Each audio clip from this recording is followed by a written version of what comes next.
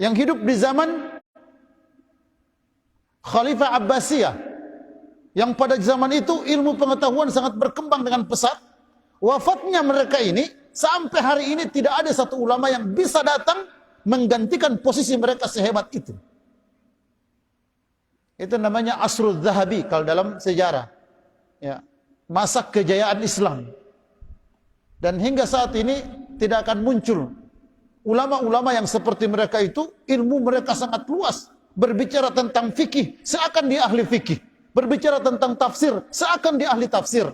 Berbicara tentang sejarah, seakan dia ahli sejarah. Itulah ulama-ulama dahulu. Maka wajib bagi kita untuk menghormati dan menghargai mereka, serta mempelajari tuntunan-tuntunan mereka, bukan justru mencela dan menghina serta memperdebatkan pemahaman atau paham-paham mereka. Tidak. Nah, kata Nabi SAW di zamannya, antum ta'ishuna fi zamanin kasurat ulama'uhum wa qallat khutaba'uhum. Wahai sahabat-sahabatku, kalian ini hidup di zaman banyak ulama-ulamanya, sedikit para penceramah-penceramahnya. Wasatati zamanun kasurat fihim khutaba'uhum wa qallat fihim ulama'uhum. Akan datang satu zaman banyak para penceramah, sedikit para ulama. Nah, kita takut zaman ini banyak para penceramah tapi ulamanya sedikit. Artinya apa? Para artis dijadikan ulama. Para artis menjadi tren, diundang sebagai penceramah karena bisa membuat audiensnya ketawa. Lalu dia pun menyampaikan kisah-kisah jahiliyah. Dia pun menyampaikan kisah-kisah Israiliyat yang tidak jelas kebenaran kisah-kisah tersebut. Dia pun menyampaikan hadis-hadis yang tidak jelas kesohihannya. Bahkan mungkin hadis-hadis palsu dia sampaikan. Kita pun sambil menggoyang-goyangkan kepala seakan-akan setuju dengan apa yang disampaikan para artis-artis ini. Padahal kita belajar Islam ini harus kepada para ulama. Makanya Nabi SAW memberikan satu ancaman. Dalam satu hadis kata Nabi, "Man kadzdzaba alayya muta'ammidan falyatabawwa maq'adahu minan nar." Siapa berdusta dengan mengatasnamakan aku, bersiap-siaplah untuk menduduki api neraka. Maksudnya apa? Siapa yang mengatakan ini hadis dariku, padahal aku tidak pernah mengatakan itu, maka bersiap-siaplah untuk masuk, untuk menduduki api neraka. Dan itu banyak. Jadi para penceramah, para mubalik ini untuk mengungkapkan satu hadis, cek dulu hadisnya sahih atau tidak. Hadisnya benar bersumber dari Nabi atau tidak. Jangan sampai hadisnya ini tidak bersumber dari Nabi, lalu kita sampaikan.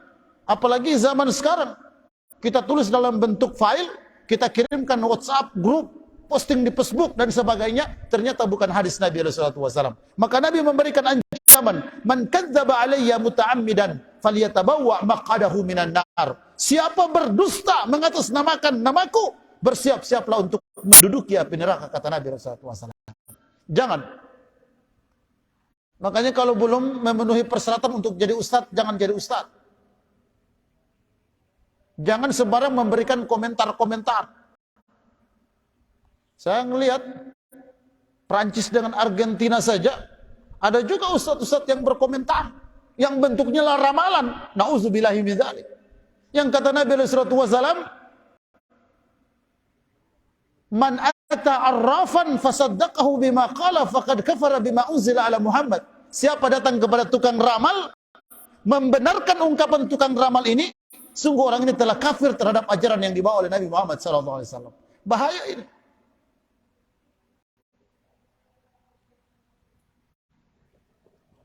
Kemudian para ulama ini memiliki manzilah kedudukan yang hebat di sisi Allah Subhanahu wa taala.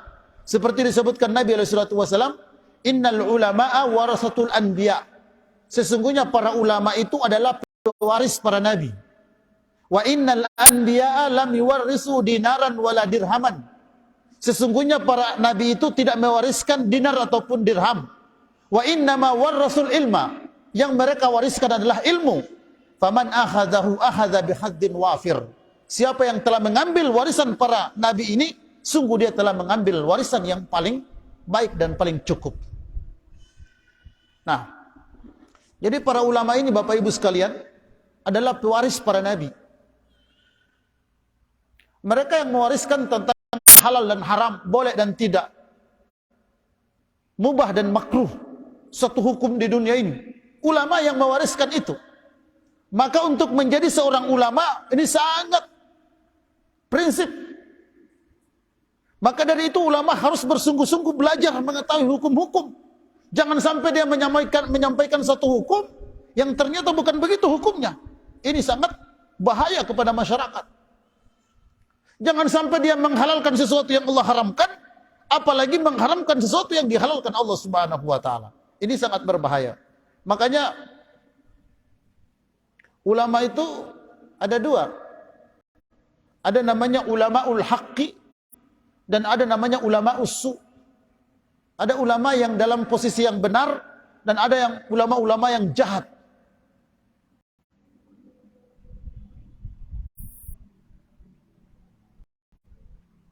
Kalau saya nukil dalam satu kitab, ini kitabnya ya,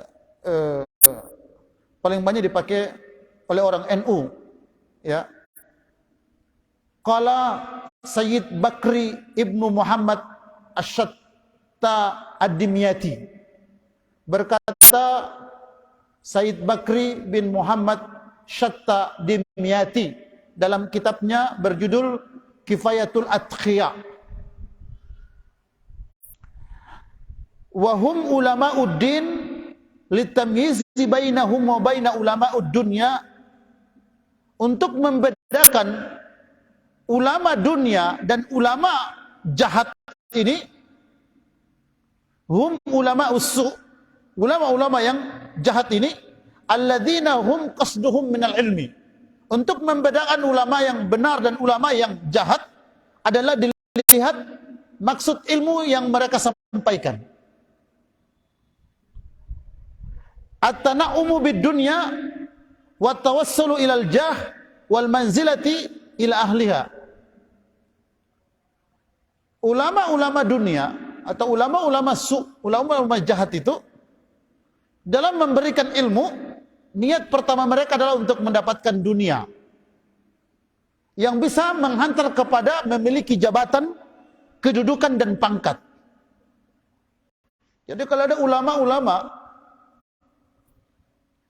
prospek kedepannya hanya untuk dunia, dia berceramah, dia siaran langsung, dia buat banyak file, video-video, supaya dia terkenal dan diangkat menjadi pejabat, mendapatkan kedudukan dan jabatan. Ini bahaya ulama seperti ini. Ini disebutkan oleh Sayyid Bakri bin Muhammad Asyatta Ad-Dimyati dalam kitabnya Kifayatul Atqiya. Ya, sekali lagi kitab ini cukup masyhur di kalangan ya sahabat-sahabat kita di kalangan NU. Nah, sangat berbahaya. Makanya dari itu sikap kita kepada ulama ini ada 3. Yang pertama adalah gulu. Ada orang terlalu berlebih-lebihan kepada para ulama. Sampai air cuci tangannya pun dia minum. Ya, apapun yang diperintahkan dia taat semua. Ini namanya gulu, berlebih-lebihan. Yang kedua ada namanya ifrat. Ada juga yang pandang enteng kepada para ulama. Ulama sudah berikan teguran, ulama telah memberikan wanti-wanti, ulama telah memberikan rampu-rampu, dia enggak peduli dengan hal tersebut. Ini namanya ifrat. Ya. Tidak peduli dengan ulama. Yang benar adalah tawassut. Pertengahan. Kapan ulama ini memberikan tuntunan yang benar? Kapan ulama ini memberikan contoh teladan yang baik? Wajib untuk kita tunduk dan kita taat kepada ulama-ulama tersebut. Tapi kapan kita melihat ulama-ulama ini jahat? Kapan kita melihat ulama-ulama ini mulai membengkokkan ajaran ini kepada kesesatan? Tidak wajib bagi kita untuk taat kepada para ulama tersebut. Jadi 3 sekali lagi Bapak Ibu sekalian, sikap kita kepada para ulama, yang pertama adalah gulu, berlebih-lebihan. Tidak lagi melihat dia salah atau benar, pokoknya ikut. Yang kedua, tidak peduli, ifrat, ya, sudah berbagai macam nasihat, wejangan-wejangan para ulama dia tidak peduli. Dan yang ketiga, layaknya kita adalah harusnya kita tawassut. pertengahan. Ya, pertengahan. Dan ini disebutkan oleh 4 imam madhab. Abu Hanifah, Imam Malik, Imam Syafi'i, Imam Ahmad bin Hanbal. Semua mereka mengatakan, insahal hadis fahuwa madhabi. Kalau ada hadis yang sahih bertentangan dengan madhabku, tinggalkan madhabku, ambil hadis yang sahih sebagai madhabku. Ya, itu pertengahan dalam menyikapi para ulama.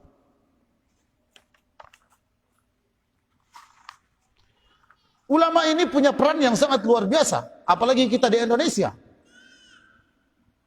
Makanya di Al-Quran surah Al-Baqarah ayat 44, sudah saya jelaskan juga di sini. Allah Subhanahu wa taala sebutkan tentang peran ulama ini.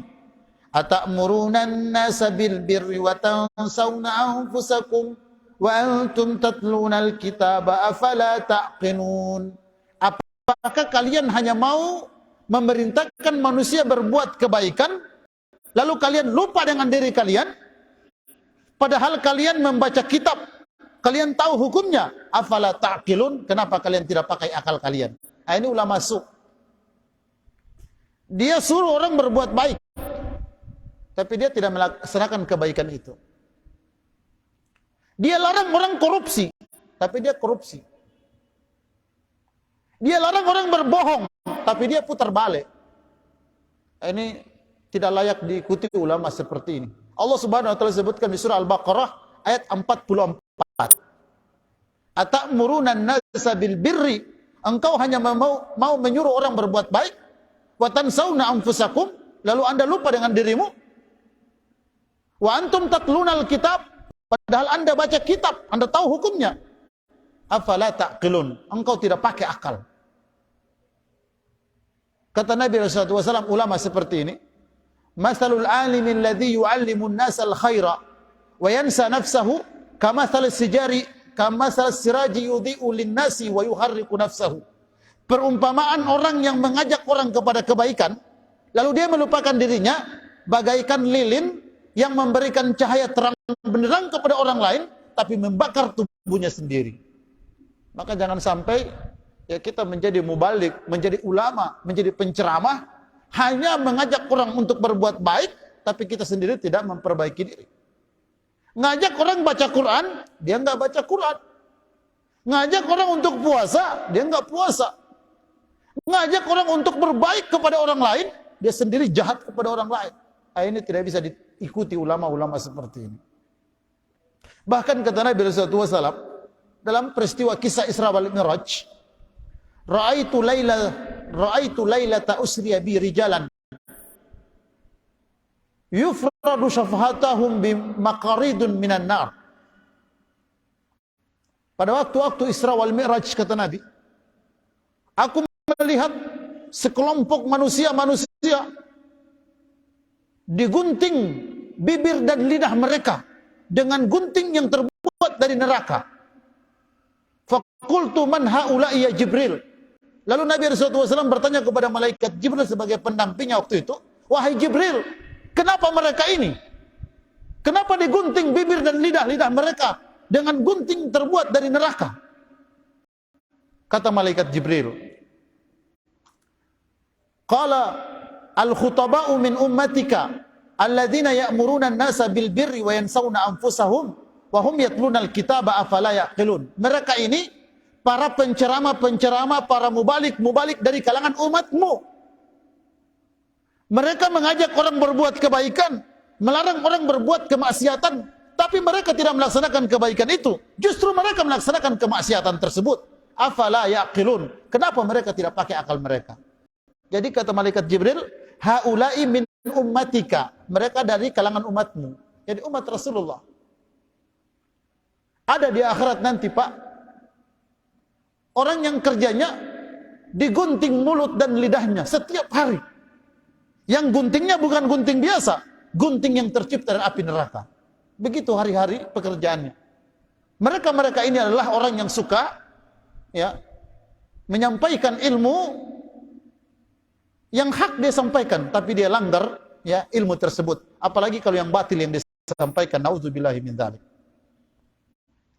Makanya dalam pemahaman ahli sunnah wal jamaah, Allah Subhanahu wa taala sebutkan tentang ulama ini di surah Fatir ayat 28. Innama yakhshallaha min ibadihil ulama. Sesungguhnya yang takut kepada Allah dari kalangan hamba-hambanya itu hanya para ulama. Jadi kalau dia ulama, pasti dia takut bikin dosa. Kalau dia ulama, pasti dia mencontohkan kebaikan. Tapi kalau diklaim dia sebagai ulama, tidak berbuat kebaikan, gemar membuat kerusakan, maka itu bukan ulama.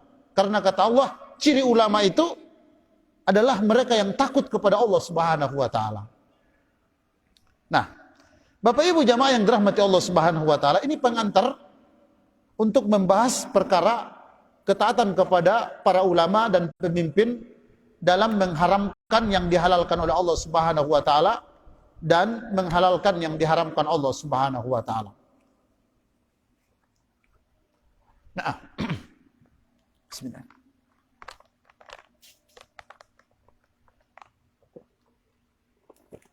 Bapak Ibu, bahasan ini, poin yang pertama untuk Bapak Ibu pegang, bahwa wajib bagi kita mentaati Allah Subhanahu wa taala dalam menghalalkan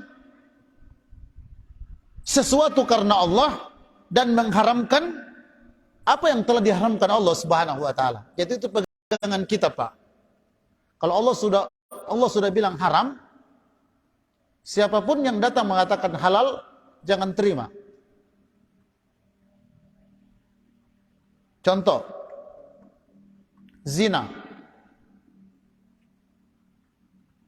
Haram. Ayat-ayat Al-Quran cukup banyak. Az-zaniyatu waz-zani fajlidu kulla wahidatun mi'ati jaldah. Pezina laki-laki ataupun perempuan, cambuklah dia 100 kali cambukan. Itu hukumannya. Apabila dia sudah bersuami, rajam, tanam setengah badan, lempar sampai mati. Apabila dia sudah beristri, rajam, tanam setengah badan, lempar sampai mati. Kalau ada orang yang mengatakan kalau suka sama suka boleh. Nah, ini bahaya. Apalagi ada yang dengan mudah menikahkan, melegalkan perzinahan. Padahal dalam hadis kata Nabi,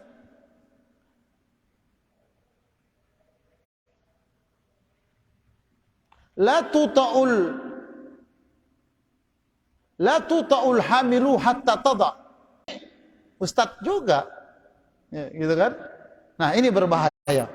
Hati-hati kita dengan hal-hal yang seperti ini. Jadi wakan tentang sogok menyogok dengan istilah hadiah. Padahal kata Nabi SAW, la'anallahu rashi wal murtashi.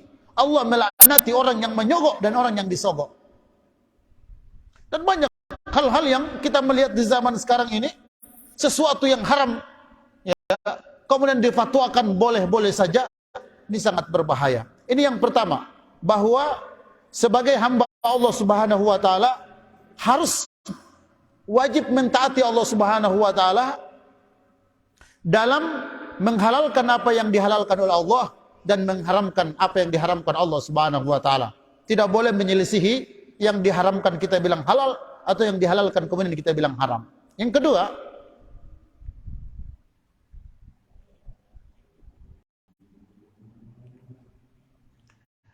ketaatan kita kepada para ulama ini harus mengikuti ketaatan kepada Allah. Artinya, kapan ulama ini taat kepada Allah, kita taat kepada ulama tersebut. Tapi kapan ulama ini durhaka kepada Allah, tidak boleh kita taat kepada ulama tersebut. Bisa dilihat nanti di surah An-Nisa ayat 59. Ya ayyuhalladzina amanu atiiullaha wa atiiur rasul. Ya ayyuhalladzina amanu atiiullaha wa atiiur rasul wa ulil amri minkum. Hai orang-orang yang beriman, taatilah Allah dan taatilah Rasul dan para pemimpin-pemimpin kalian.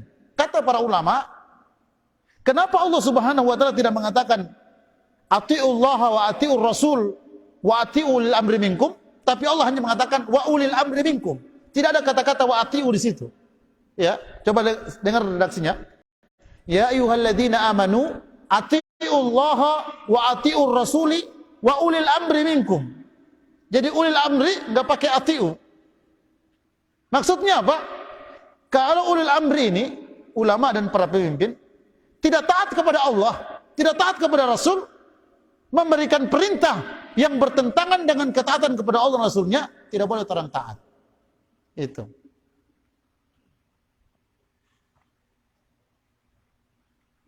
Jadi poin yang nomor 2 di sini, kaidah yang kita ambil bahwa ketaatan kepada para ulama ini harus mengikuti ketaatan kepada Allah Subhanahu wa taala. Kapan mereka taat kepada Allah? Kapan mereka taat dengan aturan Rasulullah? Maka wajib bagi kita untuk taat kepada mereka. Tapi kapan mereka durhaka dengan aturan Allah, durhaka dengan aturan Rasulullah, tidak boleh taat kita kepada mereka-mereka ini. Itu ya surah An-Nisa ayat 59. Yang ketiga,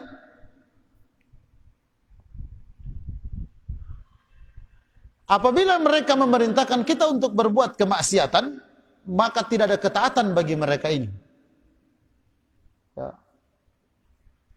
Jadi kalau ada fatwa, ada statement dari para mubalik, para penceramah, para ulama yang menghimbau kita untuk melaksanakan satu perbuatan yang perbuatan tersebut adalah perbuatan kemaksiatan, jangan dengan alasan, oh ini kiai saya, oh ini guru saya, lalu kita pun taat kepada mereka. Ini nggak boleh. Nanti buka, bisa dilihat pertama di hadis Nabi SAW, riwayat Bukhari Muslim, la ta'ata li ahadin fi ma'siyatillahi, innamat ta'atu fil ma'ruf. Tidak ada ketaatan kepada seseorang untuk bermaksiat kepada Allah. Sesungguhnya ketaatan itu hanya kepada kebaikan. Ya, kalau ada para pemimpin memerintahkan kita untuk bikin maksiat, nggak boleh taat. Di hadis yang lain kata Nabi, la ta'ata li makhlukin fi ma'siyatil khaliq. Tidak ada ketaatan kepada makhluk untuk bermaksiat kepada pencipta Allah Subhanahu wa taala. Nggak boleh. Bahkan di surah Luqman ayat 15, Allah Subhanahu wa taala sebutkan, surah Luqman ini banyak berbicara tentang anak dan orang tua. Karena Luqman itu saya baca dalam sejarah, dia bukan nabi, bukan rasul, bukan malaikat, bukan orang terkenal, bukan pemimpin, bukan orang kaya, bukan ulama. Luqman dia adalah orang biasa. Bahkan mohon maaf, kalau dalam tafsir Ibnu Katsir disebutkan, Luqman ini fisiknya cacat, tubuhnya pendek, rambutnya keriting, hidungnya seperti hidung unta. Kalau disebutkan di situ, ya, Luqman ini. Tapi Allah Subhanahu wa taala turunkan satu surat, namanya surah Luqman. Karena Luqman ini punya hubungan baik ya dengan orang tuanya. Di surah Luqman ayat 15 Allah Subhanahu wa taala ceritakan, "Wa in jahadaka ala an tusyrika bi ma laysa laka bihi syai'." Wa in jahadaka ala an tusyrika bi ma laysa laka bihi ilmun fala tuti'huma wa sahibhuma fid dunya ma'rufa. Bahkan kalaupun kedua orang tuamu memerintahkanmu untuk berbuat kesyirikan kepadaku, kepada Allah, engkau enggak punya ilmu tentang itu, jangan taati orang tuamu, tetapi pergauli mereka dengan baik. Artinya apa? Orang tua ini wajib kita taati. Tidak boleh orang durhaka sama orang tua. Tapi kalau orang tua memerintahkan untuk berbuat maksiat, syirik kepada Allah, kata Allah tidak ada ketaatan kepada orang tua, tapi tetap berbuat baik kepada mereka. Nah ini, orang tua saja Allah Subhanahu wa taala larang kita untuk mentaati apabila mereka memerintahkan sesuatu yang dilarang Allah. Apalagi cuman ya lebih rendah dari orang tua, guru misalkan. Ini dalam hadis yang lain, la ta'ata liman lam yuti'illaha azza wa jalla. Tidak ada ketaatan bagi orang yang tidak taat kepada Allah Subhanahu wa taala.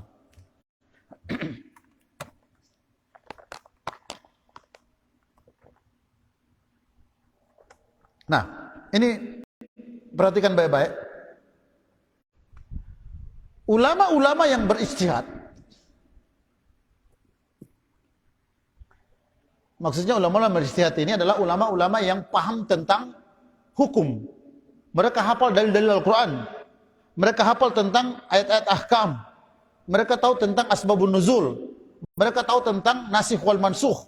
Mereka paham tentang balaghah, mantik, tentang masalah hukum-hukum di Al-Quran. Mereka disebut dengan ulama mujtahid. Nah, bagi ulama-ulama mujtahid yang paham tentang dalil-dalil,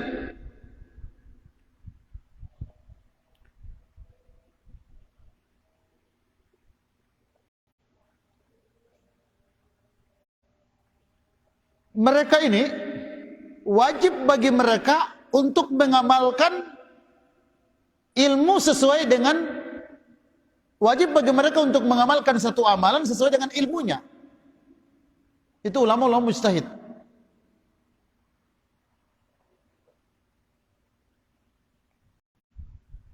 Dan tidak boleh bagi mereka meninggalkan satu amalan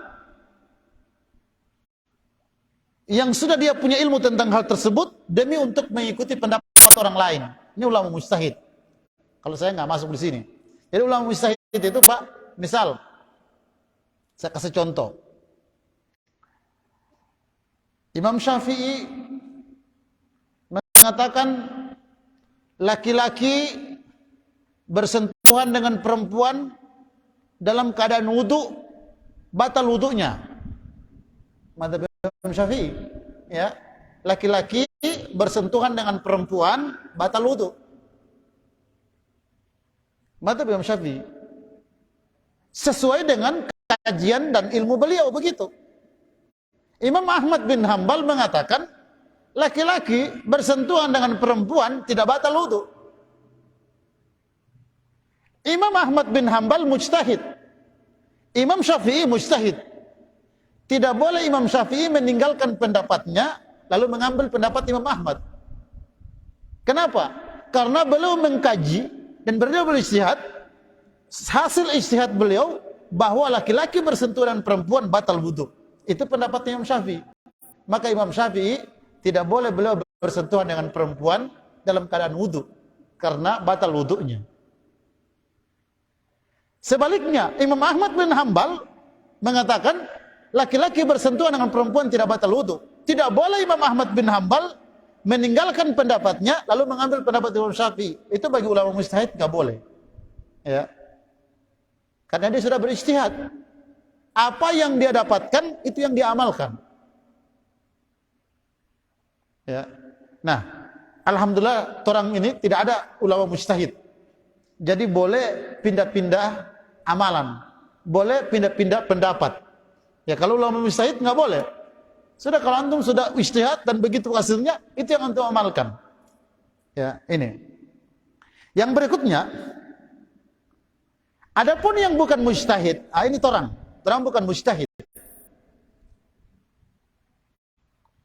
Maka dia harus bertanya kepada ulama mujtahid yang dia percaya.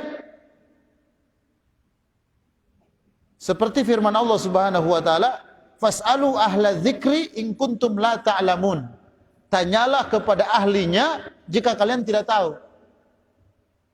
Jadi orang ini, Pak, biarpun bapak pemahamannya selama ini laki-laki dengan perempuan kalau bersentuhan batal wudu, setelah orang kaji lagi ternyata laki-laki dan perempuan bersentuhan tidak batal wudu. Pindah, boleh, karena orang bukan mujtahid. Ya. Tapi kalau ulama mujtahid nggak boleh. Itu ya.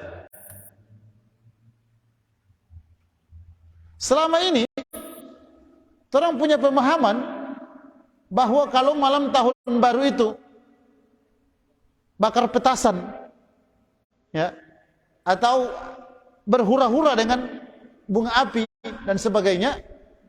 Nah, setelah kita mendengarkan nasihat-nasihat para ulama, ya, pencerahan-pencerahan dari para kiai, ternyata itu tidak boleh, maka terang berpindah dari pemahaman kita yang dulu kepada pemahaman yang sekarang. Boleh begitu, karena terang bukan mujtahid. Ini, ya, dalilnya tadi surah An-Nahl ayat 43, "Fas'alu ahla dzikri in kuntum la ta'lamun." Tanyalah kepada ahlinya jika kalian tidak tahu. Ada orang yang punya pemahaman akikah itu harus mengundang satu kampung. Akikah itu harus baca berjanji. Akikah itu harus mendatangkan anak-anak yatim diberi makan. Banyaklah pemahamannya dia. Setelah mengkaji, belajar dan belajar, ternyata akikah itu tidak seheboh itu. Yang penting potong kambing, sah. Nah, boleh Pak berpindah dari pemahaman yang dulu kepada pemahaman yang sekarang. Karena orang bukan mujtahid. Ya, itu yang saya maksud ya untuk pemahaman yang di sini nih. Ya, fas'alu ahla dzikri in kuntum la ta'lamun. Tanyalah kepada yang tidak tahu jika kalian tanyalah kepada yang tahu jika kalian tidak tahu. Nah,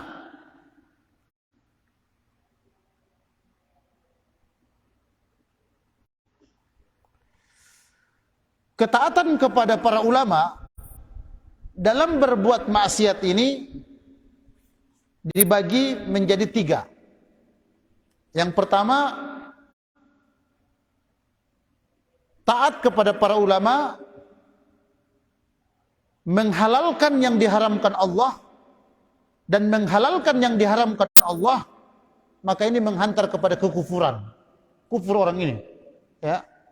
Jadi taat kepada ulama, menghalalkan yang sudah Allah haramkan, atau menghalalkan yang mengharamkan yang Allah halalkan, atau menghalalkan yang Allah haramkan. Ada ulama yang menyebutkan seperti itu lalu kita taat, maka kita akan menghantar kepada kekufuran ini. Tidak boleh seperti itu. Ya, bisa dilihat nanti di At-Taubah. Pada waktu Adi ibnu Hatim mendengar Rasulullah SAW membaca ayat ittakhadhu ahbarahum wa ruhbanahum arbabam min dunillah. Jadi dulu ada seorang sahabat Nabi namanya Adi ibnu Hatim. Adi ibnu Hatim ini dulu dia adalah pembesar salah satu suku orang-orang kafir. Jadi dia sangat didengar, kepala suku begitu. Namanya Adi ibnu Hatim. Apa yang dia pesantakan kepada kaumnya pasti mereka taat. Akhirnya Adi bin Hatim ini masuk Islam. Setelah dia di Islam, dia mendengar Nabi SAW membaca ayat ini. Ini surah Taubah. Ittakhadhu ahbarahum wa ruhbanahum arbabam min dunillah. Mereka menjadikan ulama-ulama dan para rahib-rahib mereka sebagai Tuhan selain Allah. Adi ibnu Hatim menyangga karena dia bermasuk Islam. Ya. Kata Adi ibnu Hatim, karena Nabi membacakan ayat, mereka menjadikan ulama-ulama dan para rahib-rahib mereka sebagai Tuhan selain Allah. Kata Adi, enggak. Kami tidak menjadikan rahib-rahib kami, ulama-ulama kami sebagai Tuhan. Enggak. Kami tidak jadikan begitu. Maka Nabi SAW mengatakan, amma innahum lam yakunu ya'budunahum walakinnahum kanu idza ahallu lahum syai'an istahalluhu wa idza harramu alaihim syai'an harramuhu. Kata Nabi, ya, dalam prakteknya kalian tidak menjadikan rahib-rahib ulama-ulama kalian sebagai Tuhan. Tapi apa yang dihalalkan oleh rahib-rahib kalian, kalian halalkan. Dan apa yang diharamkan oleh rahib-rahib kalian, kalian haramkan. Itulah ya, kalian jadikan rahib-rahib kalian sebagai Tuhan.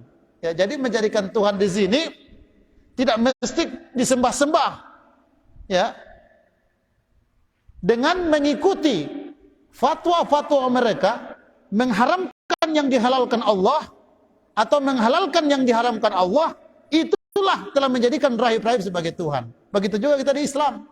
Kalau ada ulama-ulama yang memodifikasi hukum-hukum Allah yang sudah jelas, kalau lihat Al-Quran kan antum sudah hafal di surah Al-Imran.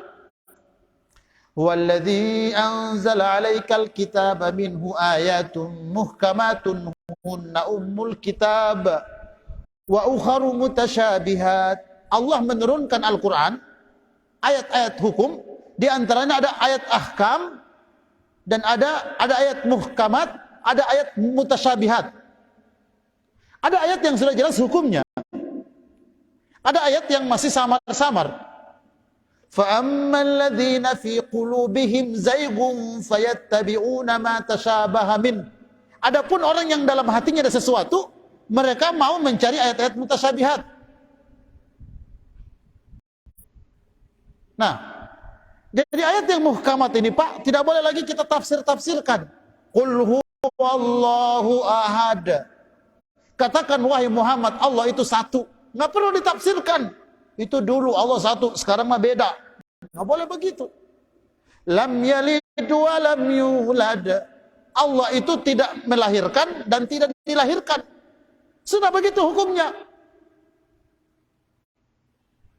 Ya, itulah ya ayat muhkamat. Nah, orang-orang dahulu, kafir dahulu di zaman Nabi Rasulullah SAW, Allah sebutkan di Al-Quran, mereka menjadikan ulama-ulama mereka, rahib-rahib mereka sebagai Tuhan. Adi bin Hatim, orang dari kafir masuk Islam, dia protes. Enggak, kami enggak pernah menjadikan rahib-rahib kami sebagai Tuhan. Kami enggak pernah menyembah-nyembah rahib-rahib kami. Kata Nabi, ya, secara zahir kalian tidak menyembah mereka. Tapi kalau mereka menghalalkan yang haram, mengharamkan yang halal, kalian taat. Itulah menjadikan mereka sebagai Tuhan. Makanya tidak boleh di Islam itu mentaati ulama dalam menghalalkan yang diharamkan Allah atau mengharamkan yang dihalalkan Allah. Mudah-mudahan Anda bisa paham. Ya, ini poin pertama dalam menyikapi ketaatan kepada para ulama. Tidak boleh haram hukumnya, bahkan menghantar kepada kekufuran kalau kita taat kepada ulama dalam menghalalkan yang haram atau mengharamkan yang halal. Yang kedua,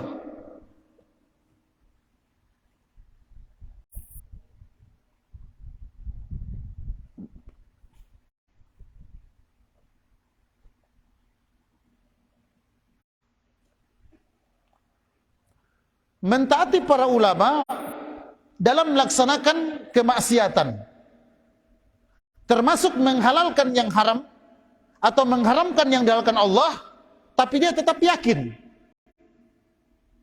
Misal ini, ada satu ulama, satu kiai, satu ustadz mengatakan, Pak, riba itu boleh asal di bawah 2,5%. Misal ini, ya udah mantap kalau begitu, anak ikut. Tapi antum ikut, tetap yakin, sepaham anak, setahu anak riba ini tetap haram. Mau 2,5%, mau 2%, 1%, pokoknya kalau riba haram. Cuma kok Ustadz bilang boleh, ya kita boleh juga. Ya. Tapi dia tetap yakin bahwa itu haram. Nah, ini tidak menghantar kepada kekufuran, tapi dia berdosa. Ya. Jadi beda yang nomor satu tadi ya. Kalau nomor satu tadi, yang halal kata Ustadz langsung dihalalkan. Yang haram kata Ustadz langsung diharamkan. Dan dia yakin dengan itu. Nah ini kufur. Tapi kalau dia mengikuti maksiat yang disampaikan oleh mubalik atau oleh penceramah ini, tapi dia tetap yakin yang haram tetap haram, yang halal tetap halal, tapi dia bikin, dia langgar syariat ini, maka dia berdosa, tidak sampai kepada kekufuran. Ini bisa dibedakan insyaallah. Yang terakhir,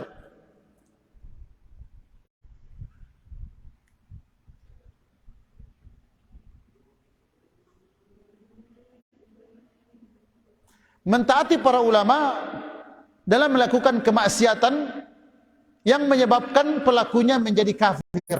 Nah, ini ya seperti misalkan meninggalkan sholat. Bosnya bilang gak usah sholat. Apa yang mau sholat? Banyak pekerjaan begini. Ya, udah bekerja saja. Nanti saya tambah gajimu. Nah, akhirnya dia tadinya sholat sudah tidak sholat. Nah, mentaati padahal dalam Islam ya meninggalkan sholat, apalagi sampai menentang kewajibannya, kata Nabi sallallahu alaihi wasallam, bainar rajuli wa bainas syirki wal kufri tarkus shalah. Perbedaan seseorang muslim atau kafir, muslim atau kufur adalah meninggalkan sholat. Kalau dia sudah tidak sholat, dia sudah tentang kewajiban sholat, maka kufurlah dia. Nah, orang yang poin nomor 3 ini bahaya. Kalau ada amalan-amalan yang menghantar kepada kekufuran, dengan ketaatan kepada ulama yang membolehkan tentang hal tersebut, maka dia telah kufur, ya, nauzubillahi min dzalik, karena mentaati sang ulama tadi. Semoga ini bisa menambah wawasan kita tentang interaksi kita dengan para ulama. Mereka adalah pewaris-pewaris para nabi. Mereka adalah orang-orang yang mulia. Bahkan darah mereka adalah racun.